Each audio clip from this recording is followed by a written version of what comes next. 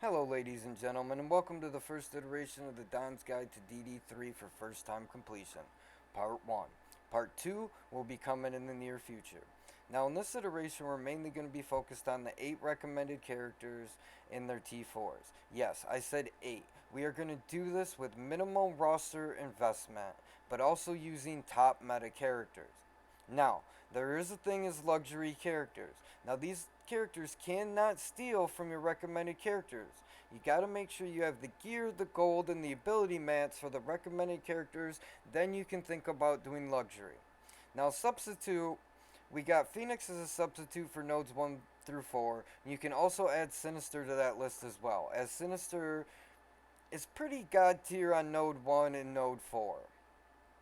Alright, with all that being said, let's jump right into it. Now, Symbiote Spider-Man needs 2 T4s. He needs his ult and his passive.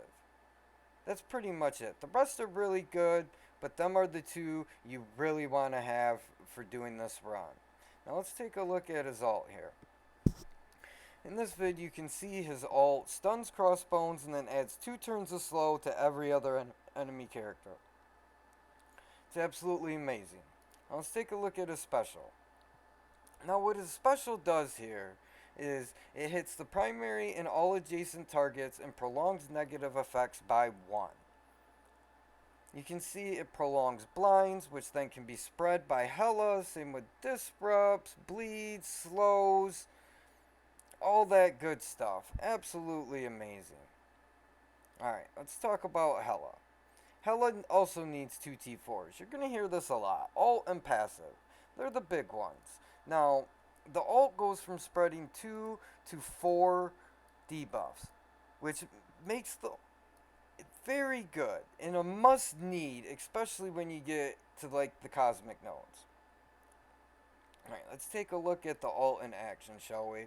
And this is a big part of what her alt does. We're not going to spread a lot of debuffs here, but we're spreading a very good debuff. We are spreading ability block. We are ability blocking 2 juggernauts, a hand sentry, a Hawkeye, all very good ability block targets. Now, to keep in mind with the all is it will spread up to 4 debuffs. Now, if the character has more than 4 negative effects on them, it's going to be random on which ones get spread, and each enemy character has its own random pool of what it's going to get. Keep that in mind. Alright, now we're going to take a look at another beautiful thing that Hela does here. Hela brings Greg. To me, one of the best characters in the game. Now, this is the fun part of Greg. This was Node 1 where I got a ton of Gregs.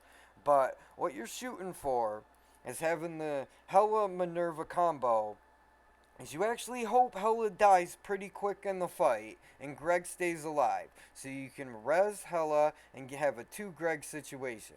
And a double Greg situation is a pretty damn good situation to be in. Alright, now let's move on and we're going to talk about Maw. Maw needs 2 T4s. He needs his special and his ult. They are both very good for Dark Dimension and outside of Dark Dimension. We'll take a look at what his ult does here. Alright, his ult is a health redistribute ability. And it attacks multiple times for 3% max health and redistributes it to friendly targets. Now, because it attacks multiple times, it can get around things like evade and that kind of stuff, which is absolutely amazing. And it also adds 2 turns of slows to all enemy targets, which makes it a god tier ability. Take a look at his special here.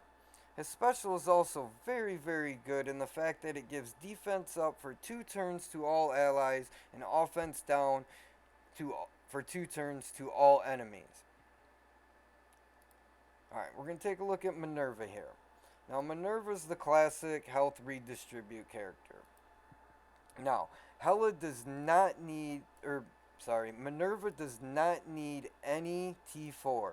0. A luxury T4 you could give her is her passive. It works pretty well with Greg.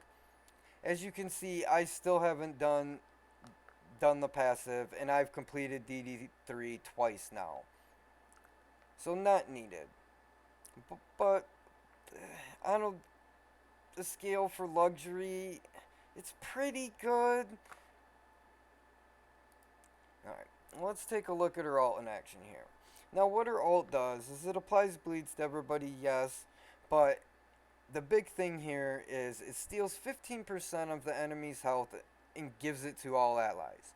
As you can see in the VOD, it's pretty much always going to be a full heal to all allies because of the giant health pools of the DD3 characters. Now, her other ability being her res here, as you can see in the VOD. And this is a thing you can do with having the Hela Minerva combo. Now this took me some retries to get, but as you can see what I was talking about earlier, getting Hela to die early and getting that res to get a double Greg situation. It will carry you pretty far. Alright, let's talk about Phoenix.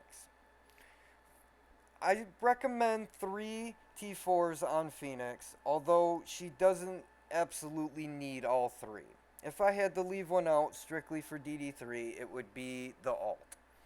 But, that being said, the special is a must, and the passive is an absolute must. Alright, let's take a look at her ult, or her abilities here in action. Sorry, my VOD's messing up a little bit here. Alright, there we go. As you can see, she's about to die. Look at the damage output just when she dies. And then we'll watch the numbers here from when she specials. Look at the damage numbers. Over 200,000. Absolutely amazing. Now keep in mind though that her special, it is a health redistribute, it only goes to her. She doesn't heal other allies. Now she'll give other allies a stack of rejuve, which is amazing because it's based off her health pool. But just take a look at them numbers one more time. 250,000 on some characters. Absolutely amazing. Alright, now we're going to talk about Shuri. Shuri really only needs one T4, which is her ult. The passive is not needed. It only helps in raids. You want the ult. And we can take a look at her ult here in action, as it's a pretty substantial heal. It heals for, I believe, 5 times with a T4. That combined with her on-turn passive healing makes her for a very, very good support, along with her defense up for 2 turns pretty much on spawn. She's gonna go before anybody else goes. Alright, let's talk about Sinister. Sinister, my recommendations for T4s are going to be in his ult and his passive. Now, what the ult T4 does and why it's so important is that it increases the abilities of all of the clones. Okay, as we can see here in the VOD, we are going to be cloning a Hela. This is the first node. This is where I get all the Gregs. But the T4 is in the ult is really what makes the clones worthwhile. Now we're going to take a look at his special here. We don't need T4s in his special, but I just want to point out what the special does to empower Phoenix. Okay, now I do have a Mystique on here, and he is ripping buffs off Mystique and transferring them around and stuff. You're not necessarily going to have a Mystique for your first run, so don't worry about that aspect of it too much. Just, he's going to give, if you time it right after the special of Phoenix, Phoenix gets flipped, then it comes to Sinister's turn. He's going to give Phoenix stealth and offense up in time for her ult, as you can see in this VOD, which empowers Phoenix a lot. Alright, we're going to move on to the last character here. We're going to talk about Carnage. Now, Carnage really only needs one T4 and that is his passive. Now his passive is going to increase speed meter of symbiote allies when an enemy drops to red health, which is absolutely amazing, and it will help carry you through city. Now, the only ability I wanted to take a look at and note for Carnage is his basic. A lot of people don't use his basic correctly. His basic spreads up to 2 debuffs to up to 2 targets.